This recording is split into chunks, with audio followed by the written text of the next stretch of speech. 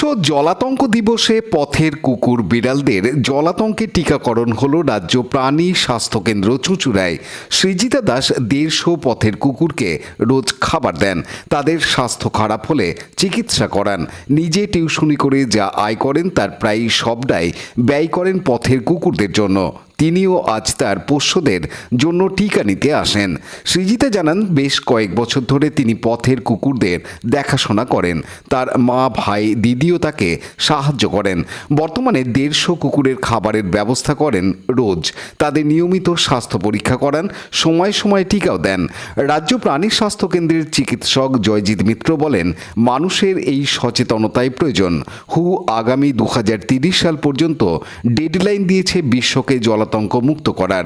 গোটা বিশ্বে প্রতি বছর 70,000 মানুষের মৃত্যু হয় জলাতঙ্কে, তার মধ্যে ভারতে সব থেকে বেশি।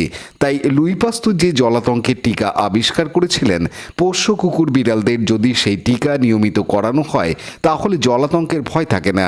কুকুর কামড়ালে আমরা অ্যান্টি র্যাবিস ভ্যাকসিন নিতে বলি, কিন্তু কুকুরদের যদি টিকা নেওয়া থাকে তাহলে জলাতঙ্ক হবার সম্ভাবনা থাকে না। বিনামূল্যে এই ভ্যাকসিন দেওয়া হয়।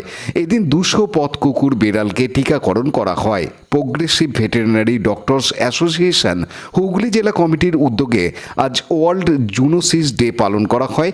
সংগঠনের সম্পাদক চিকিৎসক চয়ন ভট্টাচার্য বলেন, লুই পাস্তুর 9 বছর বয়সী এক বালকের ওপর এই টিকা সফলভাবে প্রয়োগ করেছিলেন, তাই এই দিনটিকে পালন করা হয়। সংগঠনের সদস্যদের একটি সেমিনার হয় ওয়ান ওয়ার্ল্ড ওয়ান হেলথ এর ওপর। মৎস্য ও প্রাণী সম্পদ বিশ্ববিদ্যালয়ের প্রাক্তন উপাচার্য চঞ্চল মুখোপাধ্যায় সেই সেমিনারে বক্তা হিসেবে উপস্থিত ছিলেন। পানু পালের রিপোর্ট, হুগলি টিভি।